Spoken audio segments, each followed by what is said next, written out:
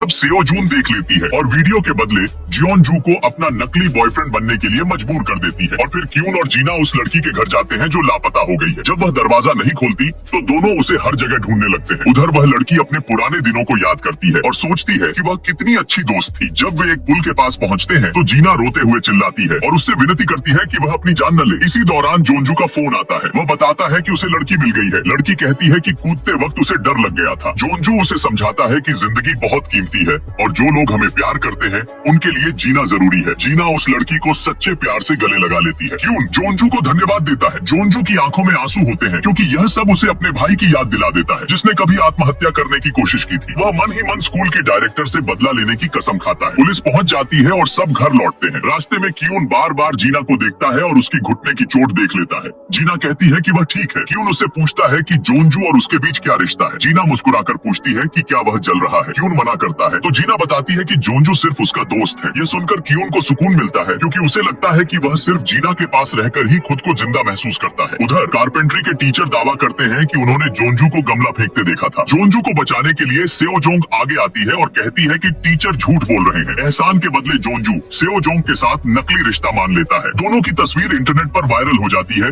और स्कूल में तरह तरह की बातें होने लगती है। सेओजोंग कारपेंट्री क्लब बनाने का ऐलान करती है और इनाम में पैसे देने की बात करती है। यह सुनते ही जीना और क्यून भी क्लब ज्वाइन कर लेते हैं जिससे सबको लगने लगता है कि उनके बीच भी कुछ चल रहा है। कुछ दिन बाद एक टीचर को छत पर एक चाबी का छल्ला मिलता है और वह गलती से क्यून को दोषी मानकर उसे स्कूल से निकाल देता है। जीना इसका खुलकर विरोध करती है। जोंजू को अपराध बोध होता है और सब मिलकर सच्चाई सामने लाते हैं जिससे क्यून की स्कूल से निकासी रुक जाती है। लेकिन इस तनाव के कारण क्यून के दादा को दिल का दौरा पड़ जाता है और उन्हें अस्पताल में भर्ती कराना पड़ता है। जीना क्यून के साथ अस्पताल जाती है। दादा की हालत सुधरती है लेकिन उन्हें घर बदलना पड़ता है। हैरानी की बात यह होती है कि क्यून उसी घर के ऊपर वाले हिस्से में रहने लगता है जहाँ जीना रहती है। जीना घबरा जाती है कि कहीं उसके माता पिता को उसके दिल की बात समझ न आ जाए। उसके माता पिता कहते हैं कि अब उन्हें भाई बहन की तरह रहना चाहिए लेकिन जीना बार बार दोहराती है कि वे भाई बहन नहीं है। साथ रहने की वजह से दोनों हर पल एक दूसरे को महसूस करने लगते हैं। जीना कहती है कि किसी को नहीं पता चलना चाहिए कि वे साथ रहते हैं वरना सब उन्हें कपल समझेंगे। फिर भी क्यून रोज उसे क्लास तक छोड़ने जाता है और हर पल उसके बारे में ही सोचता रहता है। एक दिन जोंजू गलती से जान लेता है कि जीना और क्यून साथ रहते हैं और वह गलतफहमी में पड़ जाता है। इसी बीच सेओजोंग के साथ उसकी नजदीकियां बढ़ती हैं। एक दिन रेस्टोरेंट में जोंजू की माँ सेओजोंग को जीना समझ लेती है जिससे वह बहुत शर्मिंदा हो जाता है। तभी जीना वहाँ पहुँचती है और सेओजोंग साफ शब्दों में कह देती है कि वह जोंजू की गर्लफ्रेंड है। बाद में जीना एक फोटोग्राफी के काम पर अकेले जाती है